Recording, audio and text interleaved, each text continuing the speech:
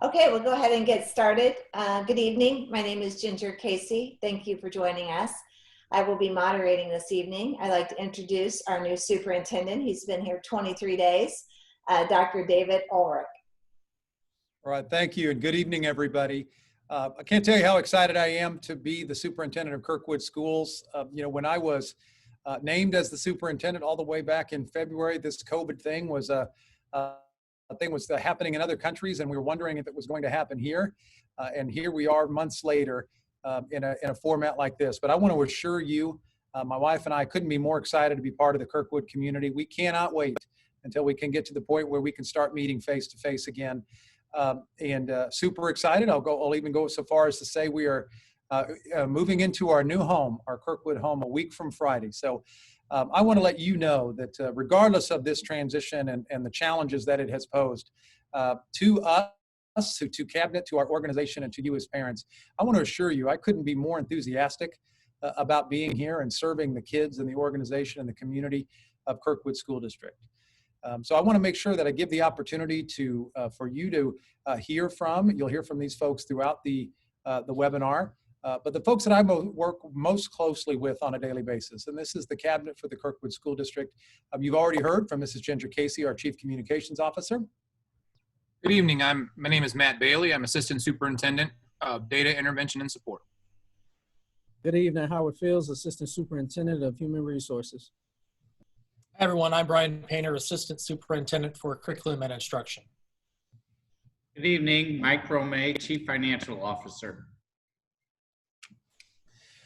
All right, thank you, everybody. And along with this group, obviously a very important group that I am keeping tabs with and making sure I'm communicating with is our Board of Education. The next big step after this, and I'll review this at the end, is this group will take the additional opportunity on Monday evening to describe these options to the board, and we'll add what additional information that we know from tonight all the way till Monday. We know things change so quickly.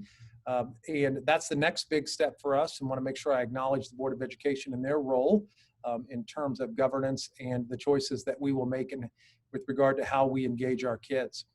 And then also want to make sure that I acknowledge the health advisory group that has been working with us, a group of our health professionals here in the district, along with doctors and nurses throughout the community, some who have kids that are in our district, and we are working with them as well to make sure that our choice is based on science, based on the research, and based on the safety of our students and our teachers and staff. So for this evening, I want to make sure that I highlight and start with our guiding principles. This is something that as a cabinet, we worked on from the very beginning in early June, even prior to my physical transition here. And I won't read each of these, but I do want to highlight a couple. One is that every aspect of our reopening plan will be and has been examined and aligned through a lens of equity, wellness, inclusion, and safety. You're going to hear from some team members here in a little bit. The fact is that regardless if we are able to engage in person at all, I want to make sure and assure parents that you will have a choice to opt for all online schooling. And then finally, the one at the end, and I want to make sure I say thank you again to the Board of Education, because the energies and resources that we will need to dedicate towards meeting the needs of our students, whether it's any type of face-to-face learning, or if we go all online, it's going to take additional resources. And I have been assured and received the support of the Board of Education that they understand that, and we will make those things happen if it makes things better for our students. So the structure of our webinar, we asked you to register online, and then if you had any questions, to go ahead and put those questions in there, and we received hundreds of them. And so wanted to make sure for tonight, what we tried to do is to organize these questions into themes, and it's our hope that, that we are able to answer these during our presentation. Depending on our pacing, we should have plenty of time to answer questions that might come up in the chat. Or if we don't touch on something specifically that you asked when you register. So you can see there what our themes include. And obviously, and by the end of it, we hope to have as many of the questions answered as possible. But One of the things that I want to make sure that parents understand is that regardless of what our student learning model is, our plan for instruction, we have some non-negotiables, some things that you can expect as parents and your students can expect in terms of our engagement, and they're displayed for you there. Kirkwood teachers, we're going to focus on building those positive relationships with students.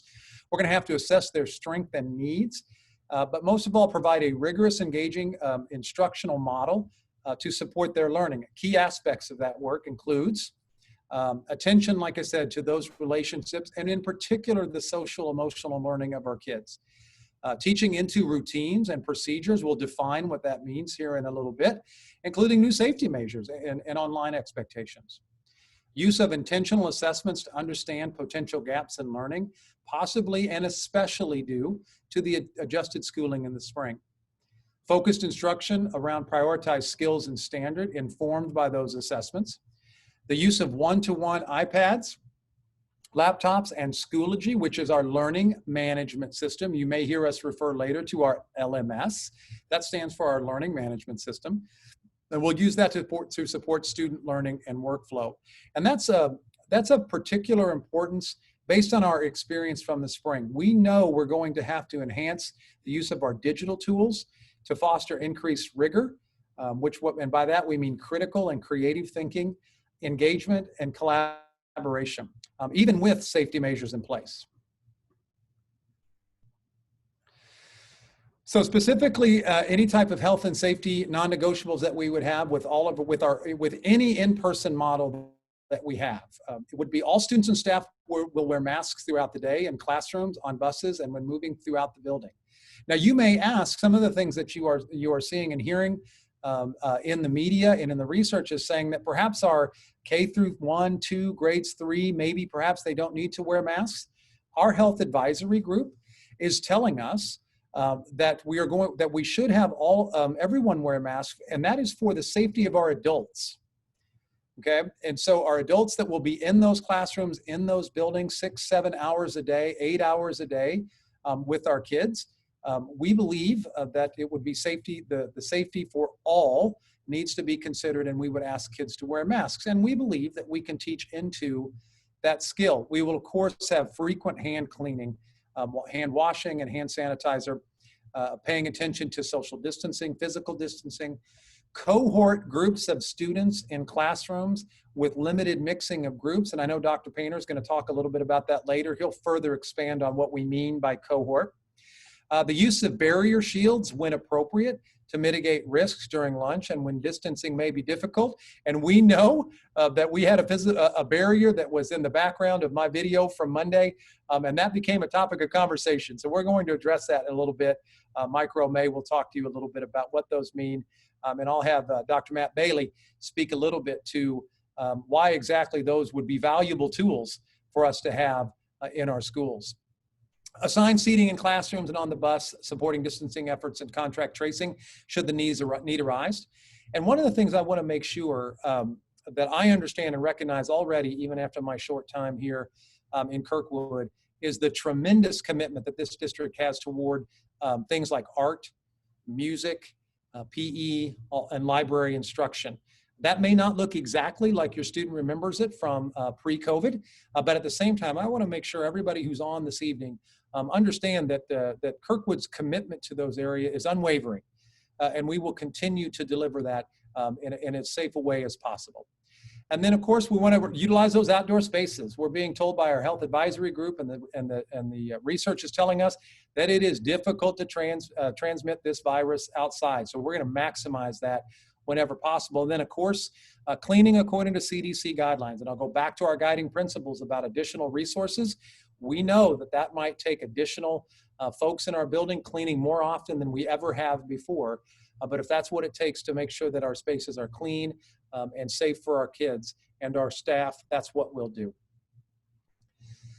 So, what are the student learning models? I have consistently said that it is our hope, and we are planning for a model that would allow us to have our kids 5 days a week, all our kids every day. That is something that we have worked on and we have hoped for because we know our students thrive in front of our folks, okay? Our teachers and our staff, they're the best. All right, we miss your students. We want to have our students back. We want your students back in our schools. And so that's why we've been hopeful and planning for that model. Now, I can say, and I have communicated with the Board of Education, that the all students every day modified in-person learning plan, it is looking increasingly less likely that that's how we'll be able to engage students. And to give you an idea just how fast that is changing, on Monday, as I was recording the message for parents, on Monday there was an announcement from County Executive Sam Page saying that the 50% capacity for buildings would apply to schools. And so obviously under that model, all students every day would not be possible for us. Blended learning with all students, Dr. Painter is going to talk a little bit about it, but if we are able to engage kids with this model, we'd be able to see your students in person 2 days a week, and then the other 3 days we would engage with them remotely online. Next would be the all students online learning. And as you know, that's the model that we changed and pivoted to last spring, and that's how our students finished the school year. Now, one of the questions we've consistently gotten is, if we are doing all students online learning, how will it be different than it was in the spring? And Dr. Painter is going to expand on that greatly. That is a reasonable question for you as a parent to be asking. And then finally, if we have either combination of all students every day or the blended learning, as I said before, Kirkwood has a commitment to offer an online learning model for our students. So anyway, that's a brief description of the 4 student learning models. Dr. Painter. Yes, good evening again, everyone. I have the opportunity, there we go, loading. Can you go back one, Ms. Casey? So I have the opportunity tonight to dive in a little bit more into each of our models. I'm very excited to do that. As Dr. Orrick just said, we're skipping one, that's okay. We don't need that slide anyway. As Dr. Ehrlich just said, we're going to dive in a little bit more with each model. And we had a lot of questions that kind of said, you know, can you tell us more? What's that going to look like on a day-to-day basis? If my child's in that model, what does that look like as they go through their day? And so we're going to try to dive into that a little bit. The first one that we're going to tackle is the every person, every day. So all of our kids are at school 5 days a week with their teachers. At the elementary level, they're going to be following a regular schedule. In some ways, it's going to look like it did pre-COVID. But in other ways, there's no way it can look exactly like it did because of all of the safety precautions that we have to put in place. And frankly, some of those safety precautions are going to change even what the day-to-day instruction looks like. We've already been having conversations with our teachers that some of the great things that they do from a teaching and learning standpoint, we're going to have to be very creative to figure out if we can do those differently because we just know from a distancing standpoint, for example, it's going to have to look different because we value our student and staff safety above everything else. So we are going to follow a regular schedule. Our classroom spaces our classrooms are going to look very different. You can see the picture down there that we're already going into classrooms and trying to figure out how can we space kids out? How can we make sure that we have those distancing measures in place so that we can keep everyone safe? We love the fact that lunch is a socialization time for our kids. And typically in our cafeterias, we want to spend a lot of time with them getting to talk. When I was a kid, there were so many times it was, when you're in the cafeteria, you can't talk. That's not the way we want our schools to be anymore because that socialization is so important. The challenge we have with distancing right now is we need our kids to stay in their classrooms. And Dr. Ulrich talked a little bit about the cohorting. It's not so much we need them in your classroom as much as we need them to stay with their cohort. And really what that means is their group of kids that they're with. We've seen a lot of things online, maybe you have too, around kind of this idea of a learning pods that families may be looking at. Essentially, a learning pod is you're creating your own little cohort of people that you know kind of where they've been and that sort of thing. And so the classrooms will be our kids' cohorts, and they will do a lot in elementary school, moving through their day with that cohort. Actually, I'm going to say staying in their classroom in a lot of cases with their cohort as people come to them. So the next bullet, modified art, music, and PE and library instruction. This pains me because we never want our art and music teachers and our librarians to have to do instruction on a cart. But at least for the time being, we're looking at a possibility, and actually the probability, that they'll be traveling 2 kids, which we know is going to compromise their program, and that breaks their heart. It breaks all of our hearts. But we're just happy that we can do those programs because we know how important they are to our kids. And then we're going to provide our services to all of our kids who need them, particularly if they have special needs or that sort of thing. And then we're going to focus on outdoor learning whenever we can with our kids, and that's just a given. We're fortunate our schools do a great job of doing that already, but it's going to be even more so important going forward. What's the difference between elementary and secondary? Well, the main difference is our students at middle school and high school are going to change classes. They're not going to stay with their cohort. They're going to move from class to class just as they would on a regular or a block schedule. So that's going to be a big deal. And because of that, we're going to need them to have additional precautionary measures and really be mindful of things like distancing and wearing their masks. Outdoor lunch. At the elementary level, kids are going to be eating in their classroom. At the secondary level, that's not going to be the case, but we're going to encourage them to eat outside whenever they can, and space out on indoors. And so our principals are doing a great job of already identifying places where kids may be able to eat. And again, we're going to encourage outdoor learning, and our students with special needs are going to have their services provided in this model. So let's switch to the blended model, which really is just a blend of the online and the in-person. And so rather than being online 5 days a week or in person 5 days a week, this is the opportunity. This is that model that was designed essentially because of distancing needs, because if you look at some of our classrooms and you look at the capacity numbers that, like Dr. Orrick said, that Sam Page said, 50% capacity basically means we only have 50% of our kids in the classrooms at one time. And so that goal of ours, if this is where we land, is to identify 2 groups of students. And so if you and your family are part of group 1, then you would be going to school for 2 days a week for in-person instruction, while group 2 is then learning online.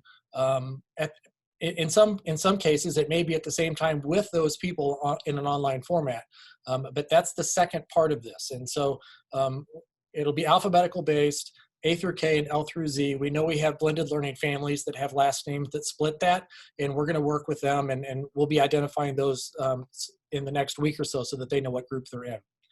Again, in a blended learning model, we're looking at kids following their schedule. It may look a little bit different, but it's going to be similar to in-person learning, but we're not going to be designing necessarily for in-person learning. We're going to take advantage of the fact that we're together, that half the group is there, but we're going to still design a lot for that online learning ways. And then at the middle and high school level, they're also going to follow a block schedule with probably 4 days or 4 classes per day in an A-B rotation. So they would be in class longer for those 2 days that they're there, and they would get to go to each class in an in-person basis 2 days a week. Another big difference, and we're going to talk more about this in the online one, is our kids will be held accountable. They'll be, whether they're in class or at home, we're going to ask them to log in on a daily basis, participate in their learning, complete their work, and frankly, we're going to have grades. We're going to be teaching new content, and so we need to have grades. Transitioning to the next one, this is the all online. And so this is, I'm going to try to differentiate between this and the next slide as best I can. But in this situation, it's all of Kirkwood is going into online learning. This is the situation where when Dr. Orrick and our team, when we decide, you know what, we can't send any of our students and teachers back for in-person instruction, even 2 days a week. And so if that's the case, then in an all online format, we're going to that one, in that situation, our Kirkwood teachers will know this is what we're doing, this is what we're teaching. I will say, it would be fair for you to say, how is this different than in the spring? And I want to differentiate that as well. What happened in the spring, quite honestly, was not necessarily online learning as much as it was kind of crisis remote learning. We found out, I mean, you were there, you remember, we found out in some cases just a few days before schools closed, and our teachers kind of had gone off to spring break, and they came back, and here we go. And so we didn't have much time to prepare. In many cases, our teachers didn't even have all of the resources with them. They left them in their classrooms. And really our whole world was turned upside down, and everyone was trying to figure this out together. I will say, despite those challenges, I can't say enough about our teachers and the fantastic work that they did. They were heroic. Nobody complained. Everybody did their best, and all of it was happening in circumstances that were less than ideal.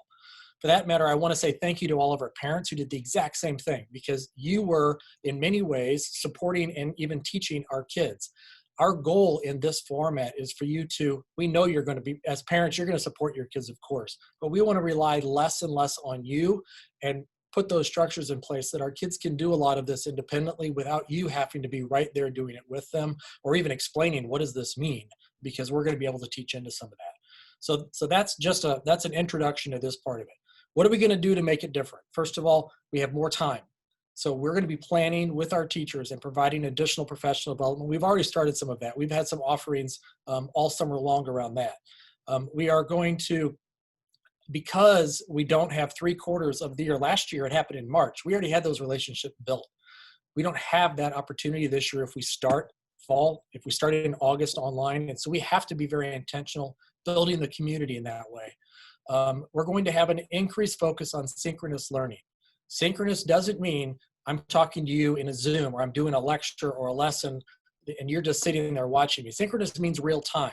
It could mean the Zoom piece of it, but we know that we don't want any of our kids or teachers on Zoom all day long just listening to each other. And so we need to engage kids in collaborative ways, have them thinking, have them showing their work. And we're fortunate that we have the learning management system that we do with Schoology. And then we're going to follow schedules. We're going to be teaching new content. We're going to expect higher levels of rigor, which really rigor is about critical and creative thinking. We're going to engage our kids in different ways. We're going to have them collaborating with each other, even if they can't, they're going to be in different places, but we need them to be collaborating online. And there's lots of tools that we're putting in place to help with that. And then we're also going to have some consistent structures. And lastly, that last bullet's really important. Dr. Bailey, it's so important. Dr. Bailey's going to have a whole slide about it, but we know that we can and need to do better in support of our students with special needs and other students who might qualify for services. So what's the difference between that and the opt-in to online? Well, first of all, Launch has been a program, a virtual course program that's actually been in place for, I think, 3 years now. It's out of Springfield, Missouri, but it's not really about Springfield. It's more about their district is managing this piece of it.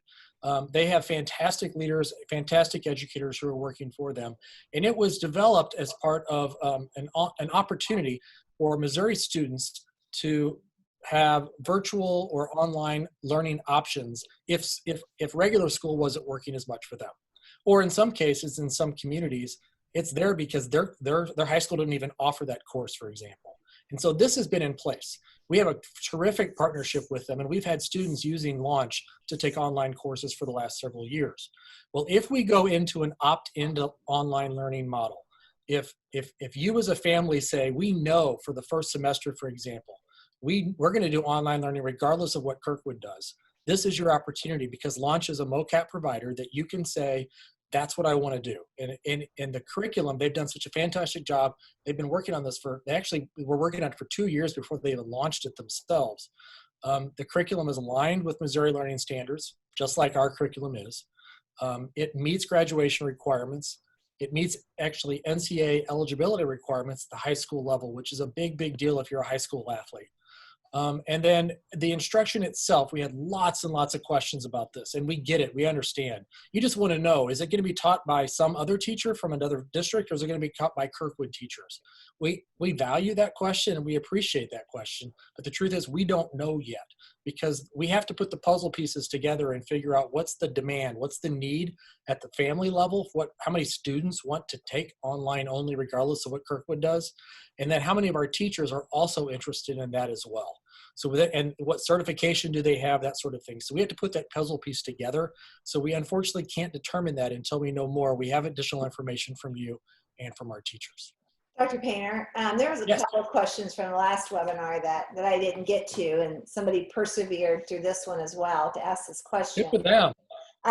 So how will students be grouped during the Launch program? Will they be placed in Kirkwood cohorts? Will they be together with Kirkwood kids, or will they be with other students from other districts?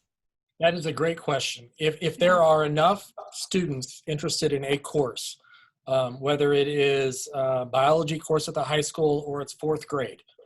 If there's enough students for a course to make, if you will, if there's enough students to comprise a course, and we have a Kirkwood teacher who's ready to teach that course, then they would be grouped together.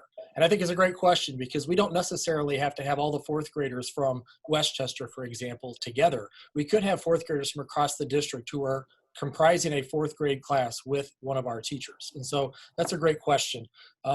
But on the flip side of that, if there's not enough kids to make a course, if we just have like maybe say 8 kids who want to take biology, or even if we have 20 kids who want to take biology, but we don't have any Kirkwood teachers who are certified in biology to teach it, then they could be in courses with kids from around the state. And I will say we've had students who've taken those courses as well with teachers from beyond Kirkwood, and they've had a great experience. And maybe this is more for our school-specific questions, but there were questions last webinar and tonight again about what would that look like for an elementary student? So what does launch look like for elementary students? And also, are there any edges to that puzzle? What's the ratio? Which I don't think we know, but that's been asked over and over again. Yeah, I get it. It is such a hard thing. I mean, because not only is this new concept for our parents, it really is a chicken and egg sort of thing. You would like to know more specifics before you commit, and we need people to commit before we can give you more specifics. And that's the unfortunate part of this. We understand the problem. At the elementary level, it's going to look, I would imagine, very similar to what we are doing. My understanding, I got some information that roughly 4.5 hours of an elementary student's day on launch is going to be synchronous learning with their teacher. And so they will, it'll be the same content areas. They'll spend a lot of time on reading, writing, math, social studies, and science. And that synchronous learning, again, doesn't mean they're doing lessons the entire time. It may be a combination of engaging lessons and independent work or group work, that sort of thing. And then the rest of the day is going to be either asynchronous learning, or it could be what they call the specials wheel, which is kind of what we have as well. So art, music, and PE are part of the specials program for them. So it'll look a lot like what we do here in Kirkwood for elementary and what we will do in our online programming. The one difference I will say is Launch uses Canvas as their learning management system, and we use Schoology. We've had students who've gone back and forth because we have Kirkwood kids taking Launch, and they're very similar. So I don't think the learning curve is going to be a big one. Thank you. So we receive a lot of questions about when we are in person, what do we do if somebody gets sick? And a couple things that I can assure you of. One, that we are working very closely with our health advisory team to really process and ensure that we have good protocols in place for when someone gets sick. These are doctors who are in hospitals with COVID patients who are providing great advice to not only us, but to St. Louis County. I can also tell you that our school nurses have had opportunities to learn about contact tracing and are getting additional protocols in place and decision trees, kind of if-then, regarding different symptoms. But the general things that we have in place, students and staff must stay home if they're feeling ill, if they're displaying symptoms, or if in direct contact with someone who tested positive. This is not a year to win a perfect attendance award. If you are not feeling well, this is the time that we need to make sure we're staying home.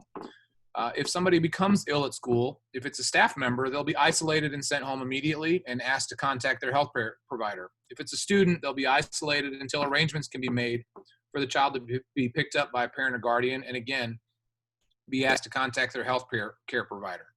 We will follow St. Louis County Department of Health guidance regarding contact tracing, classroom or school closure, sanitizing protocols, and notification of community members. But again, we will have decision trees in place that our school nurses in particular will follow if someone does get sick at school.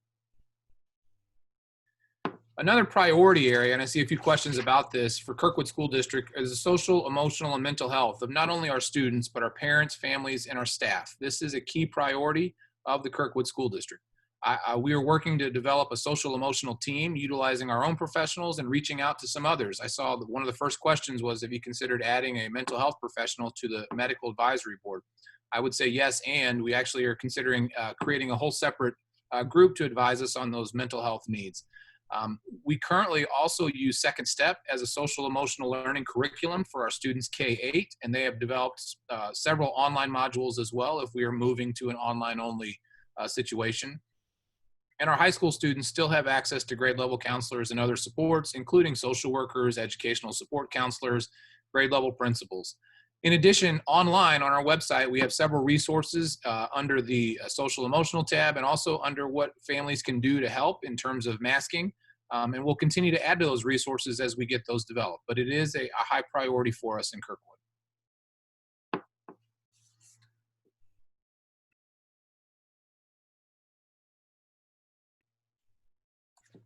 Dr. Painter.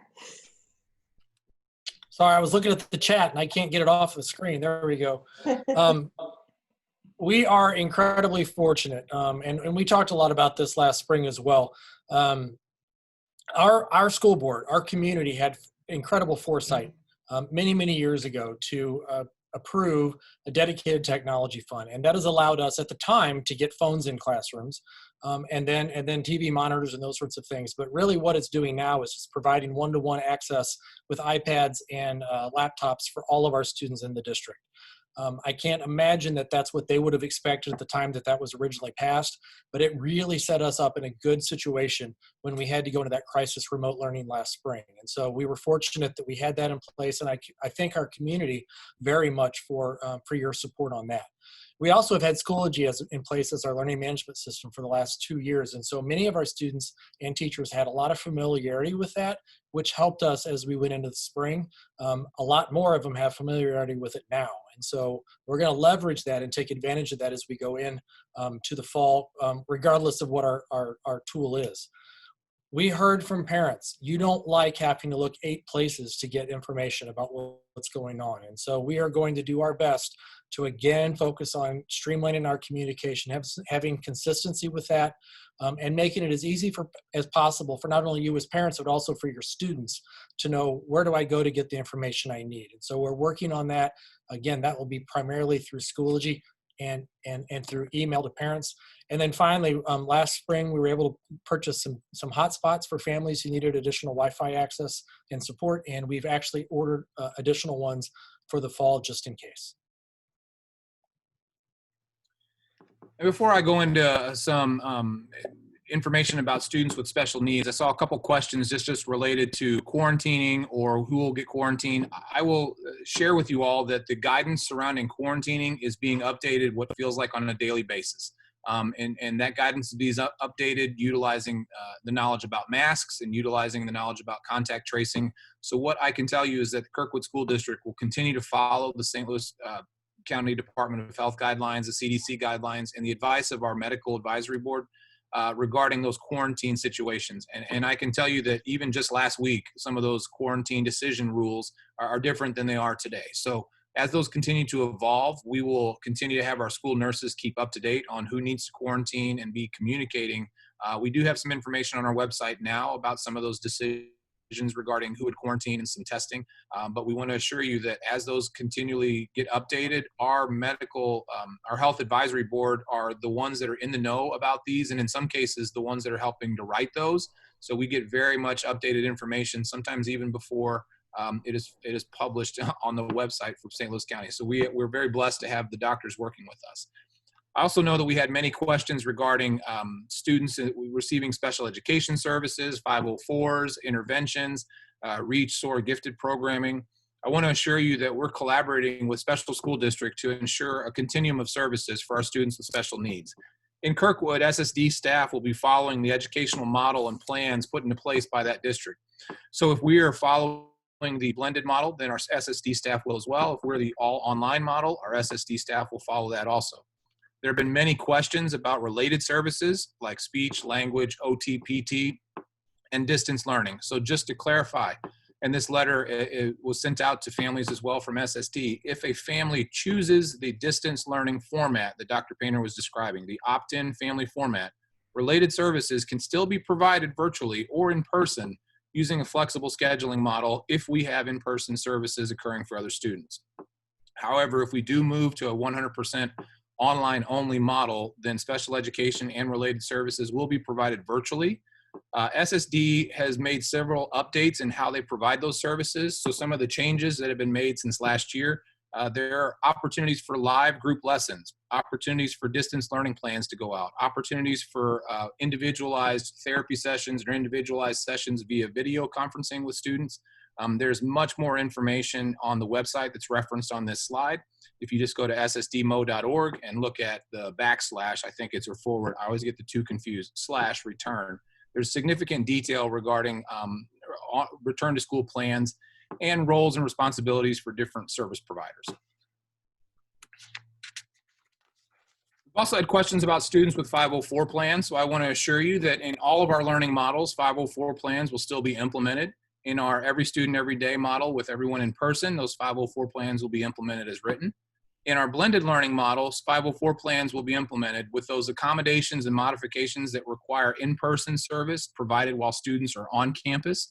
And then if we're able to do some of those modifications and accommodations like extended time or some more choices on tests, those can be provided virtually in either our online only model or our blended learning model. So students will still have those services provided. In addition, we want to recognize that our students that receive REACH, SOAR, and gifted programming will still have their services provided as well. We want to make sure that the students, when they're in person, can have those services just like they normally do. In a blended learning model or a all students online model, if students are on campus, those services could occur in place, but may also occur virtually. And then if students are in the online only model, those services will occur virtually. We recognize that there's going to be a need for some scheduling and some intentionality with those services. This is also for our ELL and for our intervention services like reading, math, and other interventions. We had some great successful stories. Speaking to an ELL teacher, she just had a really engaging opportunity for a lot of her students. So we had some great success.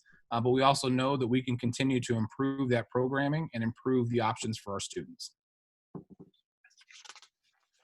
There's also a lot of questions about extracurriculars and athletics. And so we want to assure you that if we are in a version of in-person instruction, so if that is every student every day, or if that is a blended model with in-person opportunities, as of now, following Mish's guidance, we would have opportunities for extracurriculars and athletics. I will say that guidance is being continuously updated as well, and it feels like it's being changed on a daily basis.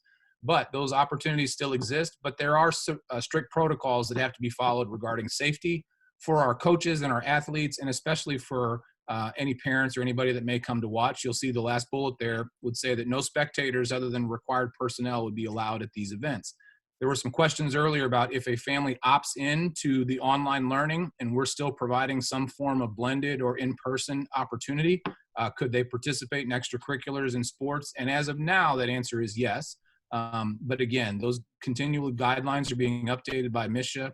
It feels like on a daily basis for what those opportunities are. We are so fortunate in Kirkwood to have amazing band, choir, and orchestra programs. And really, I'm going to throw in our theater programs as well, the performing arts, the visual arts, everything. We're blessed to have great teachers and great students in these programs. I will say that with our health advisory group, we have had hours of conversation talking specifically about band and choir. Orchestra, it's a good day to be an orchestra because you can wear a mask and still play your instrument. But when we talk about band and choir, other than percussion, there are some difficult things for us to figure out, as you might know if you're following all of the guidance around particularly choirs and singing without wearing masks. And so we believe we've come up with some great solutions that allow us to continue having these programs. We've already had conversations with the teachers in these programs and kind of outlined some of these expectations, safety protocols that need to take place. The reality is it's not easy, but particularly when you can be outdoors, or if you can wear a mask at certain times, if we cohort and we, if the trumpets are playing right now, or if you're working with a small group of trumpets, the rest of the band could have their mask on at the time. But we are working with those programs, and the great news is we can actually do all of these. It just is going to look different. And if you are one of the many people in our community who love attending concerts for these programs, I will say that we're going to do our best to make sure that they are available virtually. because that'll probably be our only option, at least for the next few months, for us to gather in large groups and watch these. But we're fortunate we can continue these programs. We had a lot of questions about recess, and understandably so. I will say that we strongly believe in the value of play in Kirkwood, and we recognize the importance of movement, social interaction, not just at recess, but just across the board. We think those are important, and they're probably even more important now because of the value that they bring to us when social emotional learning and wellness are at a critical point for all of our kids, and frankly for us as adults. It will look different. We will have K-5 kids will have recess. It will be in cohort groups. Again, as we talked about earlier, that means the kids from their classroom. Because we have to have limited groups outside, we can only have so many kids go outside at a time. And so we'll not be all of third grade out there at the same time. It'll be one or maybe two or three classes from third grade in separate spots. And I get it, I understand, but my best friend's in a different class, that means I can't play with them. It stinks, it really does. But the reality is that our priority has to be on the safety of our students and our staff, number one. And we will do our best to make sure that we pick up after all this is over and do an even better job with those other pieces. Kids will be able to go to recess without their mask on. We're going to have to teach into that. There are certain ways to take your mask off and hold them and store them and all those sorts of things. And so we have to make sure that we're teaching into that with our kids. And then this is a big one as well. Our health advisors are telling us right now that we expect playground structures to be open. If we're able to be in person at all, those will be open, and they'll have regular sanitation and cleaning.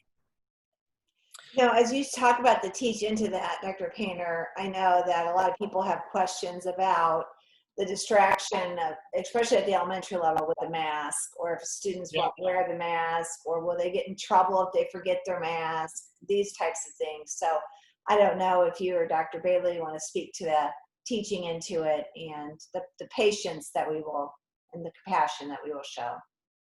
Absolutely, we will, and there are differences, of course, but I'm struggling to wear it because of sensory issues, or I'm struggling to wear it because I just need a mask break, or you know what, I'm not wearing it because my dad says I don't have to. Those sorts of things we will approach very differently, but I will say that you can start now. If you're not already working with your kids about wearing masks, the best thing you can do is help them build up that stamina right now. We recognize that it's hard for kids to wear masks. We recognize, particularly at the younger ages, but really all of us. I've had to build up my own stamina with these as well. And so I think the more we can teach into that, talk about the proper way, talk about the reasons why it's so important. Because if we ask kids to do something and understand why, that's hard too. And so talk about that, and really, start with 2 or 3 minutes, give them lots of positive reinforcement, and then try for 5 or 6 minutes, those sorts of things. And if you build them up over the next month, then they're going to be in a lot better position when it gets to that point. Dr. Bailey, do you have anything else? Yeah, I just want to add that even currently on our website now, under our back to school plans, there's a bullet that says, how can families help? And there are a couple resources, including a couple videos for students, especially those with sensory processing issues. But honestly, that can be for anybody, about different strategies you can use to start building up that mask tolerance. I completely understand. I've got a 7-year-old and a soon-to-be 3-year-old, and wearing that mask is not something that they enjoy, but they can do it. And also know, working with our special education teachers, that there are some students with special needs who we can continue to reinforce and teach into that masking routine. It is one of those life skills that we can continue to develop. But there's some strategies and some videos available that are posted on our website now under the How Can Families Help section. Oh yeah, this is me. Outdoor learning. We've talked about this several times, but I think it's important for us to think, and I've seen some questions, I think, about ventilation as well. Outdoor learning, first of all, it's great anytime. I will say that anytime we can have kids learning outside, there are inherent benefits through the lens of social, emotional, and mental wellness for all of us. I would say there are extra benefits now just from a perspective of an infectious disease. And so anytime we can have kids outside, they're less likely to contract the virus, and that's a good thing. And so it also gives us some opportunities to potentially have some of those mask breaks that we know are going to be so important for all of us across the gamut. And so all of our schools are exploring options for additional outdoor seating. We're looking at even canopies and tents, those sorts of things. And we are upping our infrastructure. All of our schools have Wi-Fi access points outside already. And I need to really say this is important. That's not on our slide because we expect that. There's lots of great learning that can happen outdoors without technology. But if there are situations where we need to access the technology, we want our teachers and our students to have the tools to do that. So switching to lunch and breakfast, we will be serving grab and go style meals. And what that is it's packaged meals versus buffet style meals. And some of them will be delivered to classrooms, as Dr. Painter had mentioned earlier. Likely our elementary students will be eating in their classrooms. Middle and high school students will be allowed to eat outside when possible. We will have students eat with their cohort groups as much as possible. This limits some of the mixing of students and groups. We did buy desktop barriers that will be used to provide an additional layer of protection, especially for lunch when students cannot wear their mask. But they can also use them in other situations. So in the classroom, it doesn't mean that they will be sitting behind one of these barriers all day, but it will be an added layer of protection. And it will be an opportunity for some students to have those mask breaks that we know that they will need. So that's, again, it's just one added layer of protection. If we are using the blended or online learning model, we will continue serving grab and go meals to students that qualify for free and reduced price meals. And looking at our student transportation, students and drivers will be required to wear a mask while they're on our buses.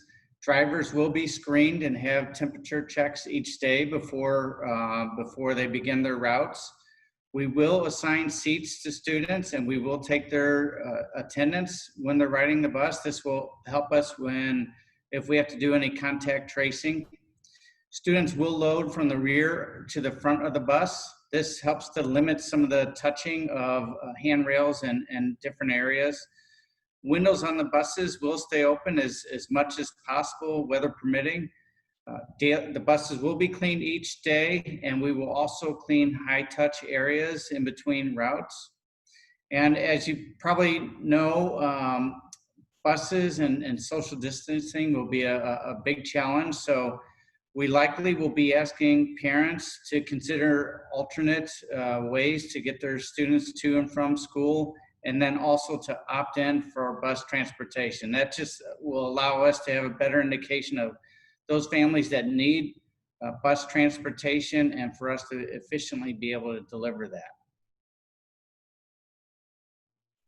And before I discuss Adventure Club, Dr. Orrick had mentioned that I would talk a little bit about the benefit of those barriers for some of our students. And so the barriers have a see-through plastic front that would be considered, again, a barrier in itself and allows for some mask-free time for our students, especially those students who need reading intervention or maybe speech intervention or language intervention, where it's very important that the teacher sees the mouth movements of the student.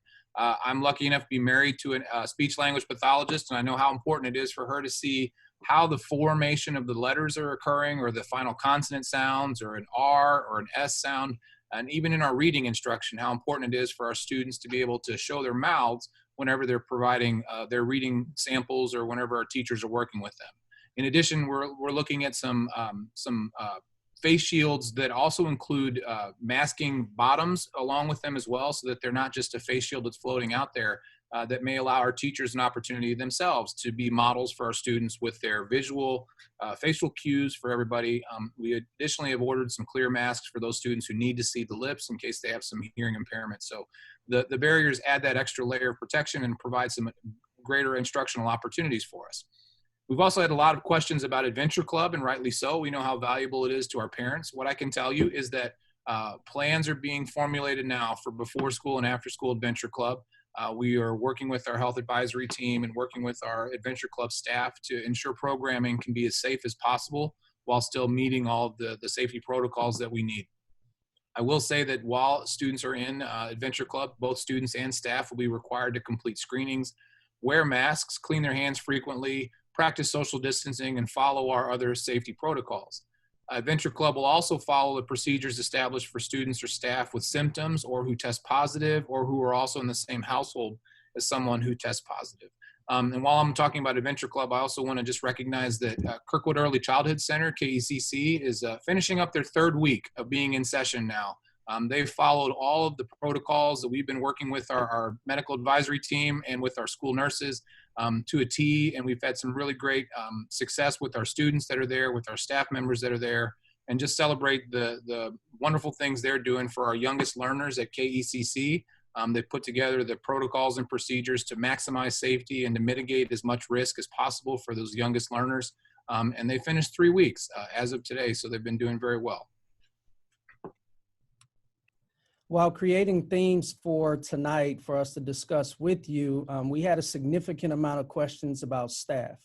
We know how much you being the community appreciate our staff, and I can assure you that we share such sentiments.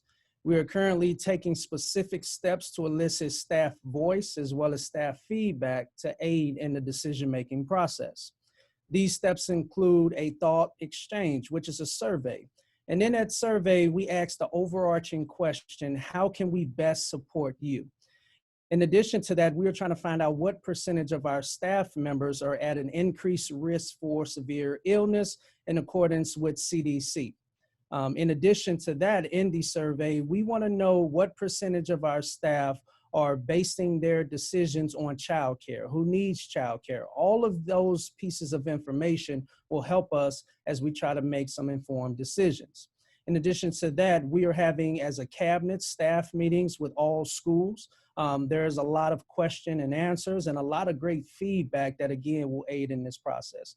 The last thing that I will mention is as it pertains to everything that we're talking about with staff and addressing different levels of being anxious, anxiety, etc., we try to individualize the support as best as possible. We will give information, and we've been providing information out of the Human Resources Department. Having stated that, though, we have opened our doors to have conversations on an individual basis because we understand that all situations and scenarios are different, and we want to respond accordingly. We still have some time that we can answer some of the questions. I know everyone on cabinet has been looking at those questions as well. I know that there seems to be a lot of questions as usual around if I'm going to opt in now, if I know now that I'm going to do online learning and the district has not made a decision yet, and then say next week or 2 weeks from now, Dr. Orrick decides to be online. Can I switch? Will I already be will I have to do launch, or will I be able to switch to the Kirkwood model? Will I be locked into launch, or will I be able to switch to the Kirkwood model? I'll answer the first part of that. If you opt in to launch and then if you indicate that that's something that you would like to do, and prior to the start of the school year, which we will of course make a decision as soon as we possibly have enough information to do that. If it's before the start of the school year, that's different than when it's in the school year. I'll let you answer that, Dr. Painter. But I can assure you that that there is not a point in time before August 24th and August 26th when we begin to engage our kids. There isn't a time before that where we would put ourselves in a situation that we would say, you're locked in, you can't change. Again, before Dr. Painter answers what it looks like within the semester, I can tell you it would be our hope, and I'll expand on this in a little bit, it would be our hope in the next, really as we enter into this window of 4 weeks before school starting, it would be hope that we're able to give you something definitive relatively quickly based on what the science and research is telling us about the spread of COVID. Dr. Painter, do you want to address what would happen if a parent commits to online for their student into the semester? You might do that. Absolutely. I think there are some potential challenges. We're going to work with families for sure. And we want to work with you on an individual basis. I will say that there are some of you out there who may say, well, I'm glad the district's going online. I was going to do opt-in anyway. And so I'm just going to do the Kirkwood thing. The challenge is, if you are committed all in on online only and we pivot, if for whatever reason we're able to come back in one of the other models in October and November and you're not ready for it, it's going to be very difficult to switch into launch at that point. Is it impossible? Not necessarily, particularly at the elementary level. The elementary level, they are more flexible around quarterly enrollment than they are at semester level. But particularly at the high school level, a lot of those courses are semester courses. And so if you were to switch out of something, if your student was to switch out of something in the middle of the semester, they may potentially lose the opportunity to get those credits for the courses that they were taking. But again, we'll work with people as much as we can. But I just wanted to give you that information. Dr. Orrick, Go ahead. there are some questions about if we do the blended model. Do you know, when will we know what days are what? That's a great question. That will be part of my announcement as we work through and become more definitive. Now, I will tell you the reason that we're holding off on that is because other districts are looking at that model as well. And what I want to make sure happens is that I work with my colleagues around the county of St. Louis and make sure that we're as aligned as we possibly can be. An example would be if we decided tonight that our day that we would engage all kids remotely would be Friday, but neighboring school districts all chose Monday. We might put an artificial barrier up for our parents and our staff who may live in other districts and their students go to those other schools. And we don't want to place artificial barriers up where we don't have to. And so any announcement, if we were to come out and definitively say we were going to be in the blended model, it would include the day. There's some questions about the temperature taking and health screening for students. I know we talked about that early on in the webinar. Do we want to touch base on that again, Dr. Bailey? Yes. When it comes to the temperature taking, we're looking at different apps that we can have our families complete the screening questions and some of that temperature taking input at home. There is not a lot of research or support behind having us take temperatures of students at school unless they did not receive that at home. And a couple reasons why. A temperature is not a common symptom for our young students. And secondly, that it would create kind of a backup for us coming into the school building and kind of defeat the purpose of some of the distancing we put into place. I will tell you that our staff will complete the same screening and temperature check at home, but we'll also have a follow-up temperature check at school so that they can check in with that as well. Okay, so there's some questions around how we will deal with, beginning school. Will we stagger the times of the day? And entering school, going to the restroom, using the water fountain, my supplies at school, will I have to carry those with me all day, or will I have to have supplies at school and supplies at home? So just the normal course of business during the day. And maybe we could split it between Dr. Painter talking about elementary and Dr. Bailey talking about secondary. Yeah, we are. It's a great question. We are at this point, our medical advisory team is less concerned about sharing of supplies as long as everybody's washing their hands, and we can't say that enough. Mask wearing, washing hands, social distancing. If we can do those things, frankly, at this point, across all of us, those are kid-centered choices. Those are child-centered choices that are going to be good for all of our kids, and because it's going to help us get back to school in a safe manner at some point. But from a supply standpoint, my guess is we will probably not have community supplies in a lot of our elementary classrooms as we have in the past. My guess is a lot of our kids are going to have their own supplies that they will have in a pencil box or something like that they'll be using. Does that mean that they can't borrow somebody else's pencil? No, but it probably means you don't want to lick it. I don't think you want to lick them anyway, but we definitely want to make sure that we're washing our hands and we're being smart about our choices. I will say that from the other piece of it, that there's a lot of scheduling that our principals are doing right now to try to make sure that people are put in positions, if we're back in any in-person format on one of those two models, that classes will have staggered schedules for various things. We're not exactly sure what the arrival and dismissal will look like, but even then, a lot of our schools have a slightly staggered schedule as it is, and buses come in at different times as well. And so that's an important thing for us to think about. And then bathroom breaks, those sorts of things, our principals are working on that. It's not that we don't want, we're less worried about the contact in those situations as much as we are the congregating. And so we want to make sure that we are avoiding situations where we're kind of forcing kids to be around each other where distancing is difficult. And at the secondary level, at the middle schools and high schools, we'll continue to use as many entrances as we can to make sure that our students are coming in as quickly as possible. That's where one of the apps that we're looking at would allow us to have those entrances and still be able to check in with students. When it comes to those bathrooms, again, a reminder that the CDC is defining the close contact as within 6 feet for 15 minutes or more. So typically they're not going to have as much time during passing period for the restrooms to go in there. There are multiple restrooms in those buildings as well. As Dr. Painter said in a previous webinar, though, like middle school restrooms are just going to be gross as they are, correct? But going in with all those pieces, we want to ensure that the safety is there, and our teachers will keep working with the students on that. And again, at the middle school and high school, they typically bring their own supplies. I saw a question earlier about lockers. We'll not be using lockers this year to encourage students to continue to move between classes so that they're not stopping and opening lockers and getting supplies out of those spaces. You know, we're getting a lot of questions around opening the playgrounds because, you know, they're not open now. And how is that safe?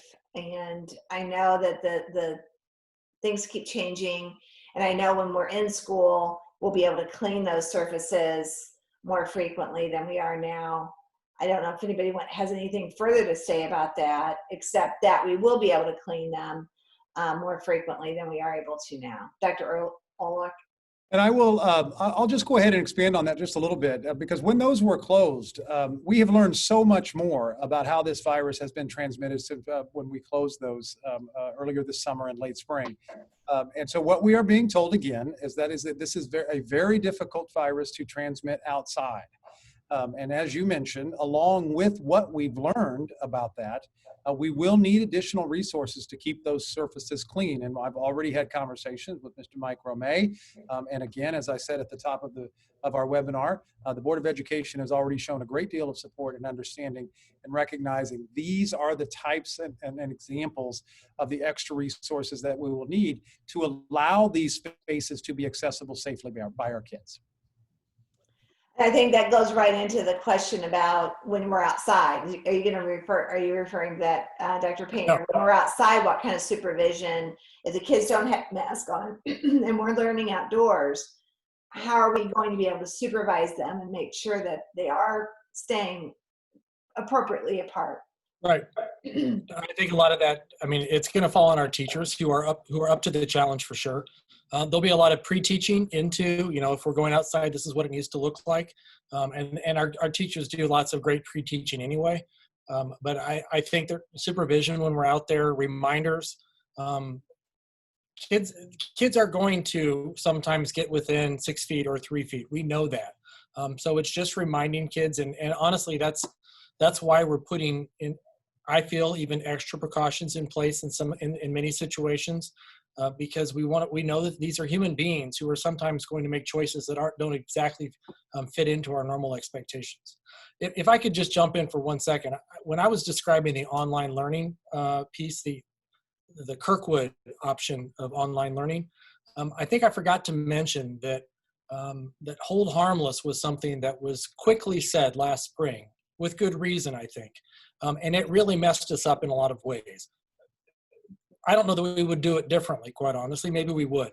But we had a lot of kids who kind of checked out and said, I'm good.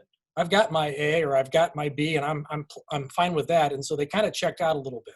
That will not be the case this year. We can't hold harmless when you have no start. And so we definitely are going to be expecting kids to participate, do their best work, and there will be grades. You have another question about, would we ever be willing to let the high school do one thing and maybe the elementary have a different model? I know we had that question at the last webinar as well. And I'll go ahead and address that. That is not something that we have talked about. I know that was initially talked about by different school districts, even school districts here in St. Louis County. That is not a part of a model that we have included. That could, and again, I talked a little bit about putting up artificial barriers where we don't want to put barriers up. This is already enough a disruption for our students, for certainly you as parents. And if we create a schedule where elementary is going on one schedule and the secondary is going on a different schedule, that could in fact create those artificial barriers for parents. So at this time, the models that we've described tonight, that's what's going to be presented during our work session with the board on Monday night. If that is something that we need to review, again, as we are learning every day something new, then certainly that's something that we can go back and revisit. Ginger, can I pop in with a question? There's a fantastic question on here about attendance and A+ program. I think that's a great question. And for those of you who aren't familiar, A+ program is at the high school level, and there are certain qualifications that students have to do. And if they qualify for it through all of these different measures, they can essentially get some free courses from a community college level in the state of Missouri, and potentially even some other discounts at other colleges. That one of the requirements, I believe, is 90% attendance over your high school career. We're going to check on that, because I think if they have not already made a statement on that, then I do think it's worth us lobbying for, because you're exactly right. We don't want kids saying, well, if I come to school sick, at least I'm still qualifying for A+. We can't have that happen. Here's another question about if you choose to homeschool or use a different model besides Launch, is their child with an established KSD IEP still eligible for virtual PT, OT, and speech therapy, Dr. Bailey? So just distinguishing the difference between choosing to homeschool versus choosing the online version of things. And I will say the bad news is when a parent chooses to homeschool, meaning they've withdrawn from the Kirkwood School District, they are typically not able to access special education services. However, there are some potential programs they could investigate regarding SNAP services or other pieces. I will say that if you are opting into the online only model, SSD right now, and I'll quote their superintendent, is saying if a family chooses distance learning, related services can be provided virtually or in person through flexible scheduling in a partner or district building, meaning at a Kirkwood School District building. So if you do opt into the online learning, and I know that some families may feel like Launch is not necessarily an option for them with the online learning, if you're opting into that, you'll still be able to receive those special education related services, just as you would if we have a Kirkwood blended model as well. Dr. Bailey, I would imagine we do the same thing potentially for gifted services or ELL? Yes. And one of the things we said at the last webinar that we haven't said at this one, and Dr. Orrick, I think the question was, if I choose Launch, am I still a Kirkwood student? And am I still eligible for the other Kirkwood offerings if I choose Launch at the beginning of the year? Yeah, and I think the question was specifically surrounding those social and emotional resources. And I want to say unequivocally and without hesitation, absolutely yes. Your student will be part of the Kirkwood family. We're not going to create a category of other if a parent and a student choose the online option in terms of maybe something like accessing something like Launch. So it's a good question. Thank you for bringing that back to this webinar as well. But I can say in no uncertain terms, you are still a member of the Kirkwood family and you'll be treated as such. And along with that, we have a question about once you make your decision and the board make your decision, will you, how often will you switch that? Every week? So I guess that's something we need to really consider about the time frame. Yeah, and I can say that and again, this is something that I will want to get feedback from the board, so I appreciate you acknowledging that.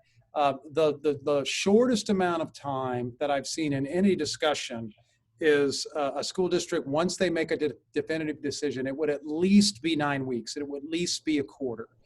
I know that there's also been some talk of committing to the semester for some of the concerns that Dr. Painter outlined surrounding switching from Launch at the high school level back into classes if we do some type of face-to-face learning.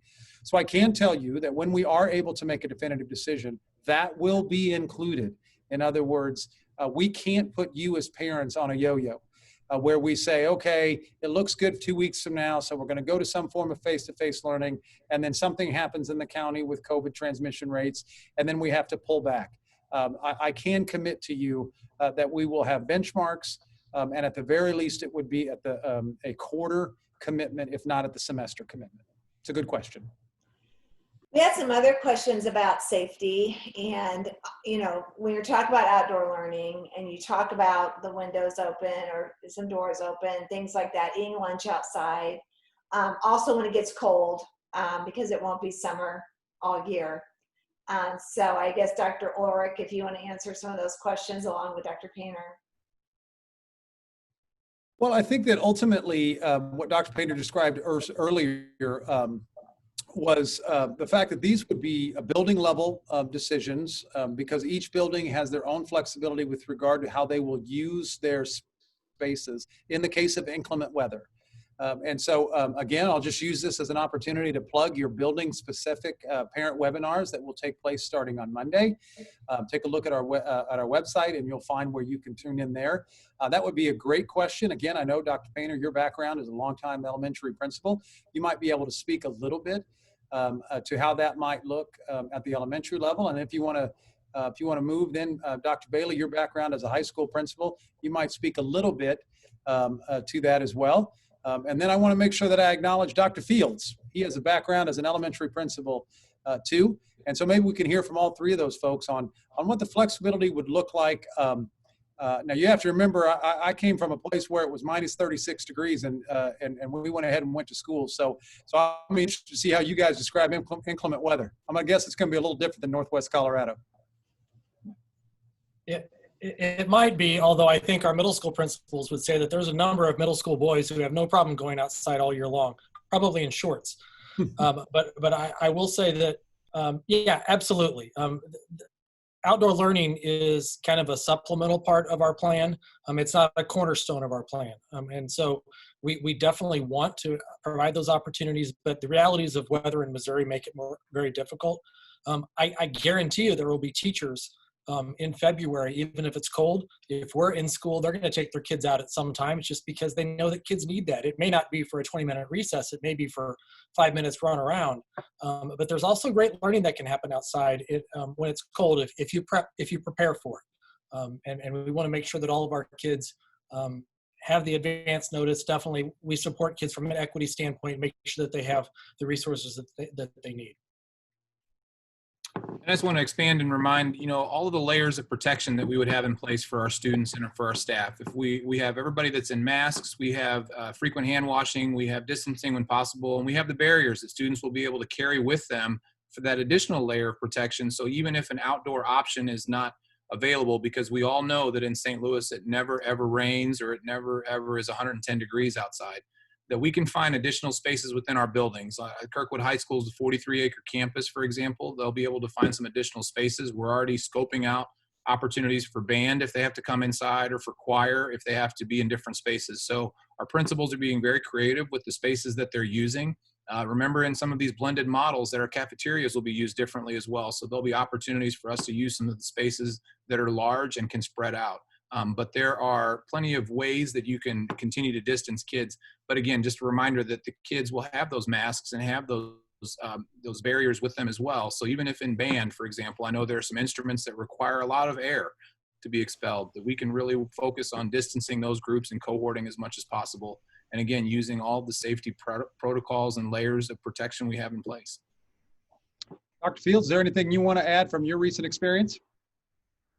In addition to what Dr. Painter and Dr. Bailey already stated, assuming that social distancing and guidelines are in play, there are aspects of the curriculum that you can expand outside. There's actually a dedicated curriculum, and then you also want to take into consideration the various different opportunities, the outside spaces in our various different schools. So I think all of those are in play. I think it does invite learning to take place at a high level outside. It's just the weather will have a major part in that.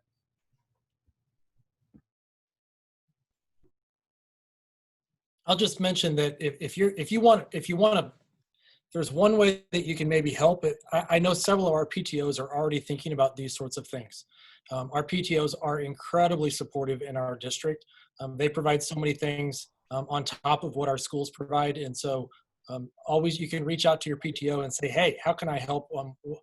What are you all thinking about supporting things? We this will be year? getting the PTOs together to talk about that because there are some suggestions for that. So that will be a big effort. I know we want everything to be, equity needs to be part of what we do provide. And I know there's some interest in we didn't talk about the mask as much this time. And so I don't know if Mike Romay wants to talk a little bit about the mask and that the need for maybe some shields that actually close a little bit. Although I know I've read some comments on the questions about if there's any mask that has any ventilation, it's not as protective, but. Yeah. Well, we did buy masks for students and for teachers. Everybody will receive, all staff and all students. Everybody will receive 2 masks. But we also did buy the shields, and I think Dr. Bailey mentioned it's a shield that can be worn with the same cloth type material around the chin that kind of encloses the entire face, and so we do believe that it will give the same level of protection as wearing a shield with the regular type of mask. And we did purchase them for all staff as well. So all those will be coming for everybody, and they'll be distributed as soon as we come back to school.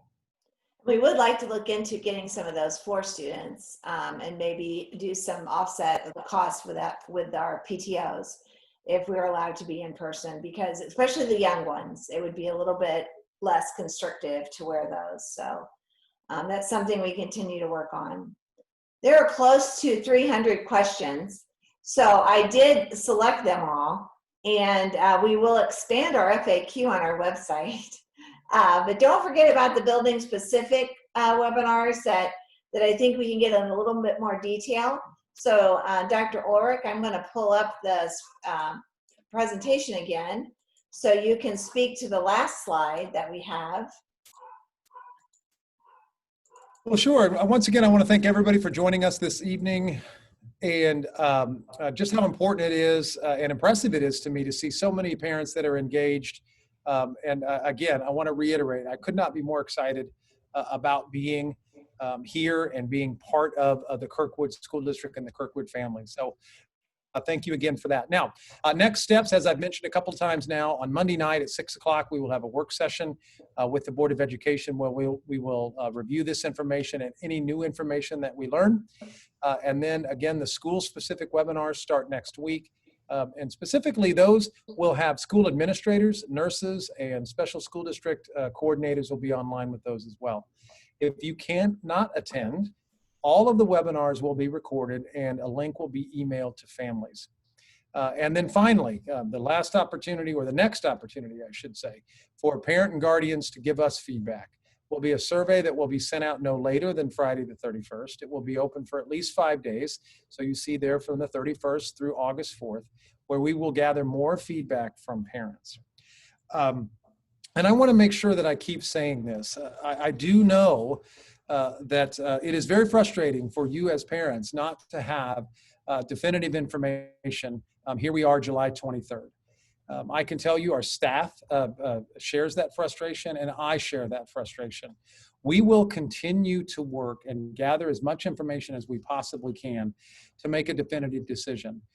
However, again, I can say that on Monday, we will be within 4 weeks of starting school. And that is what a lot of our models and working with some members of our health advisory group are telling us. That is when we can really start to take into account the trends that are happening in our county.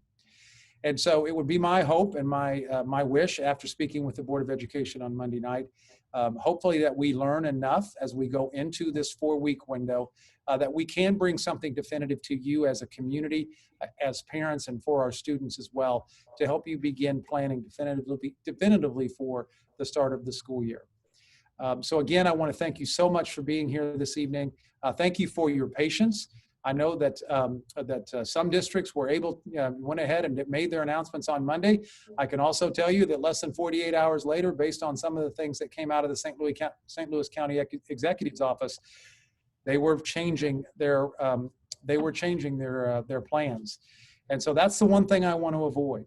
If we can hold, if we can have patience, what I want to do is make one announcement from the district that says this is how we're going to start school. Because the last thing I want to do is create more confusion.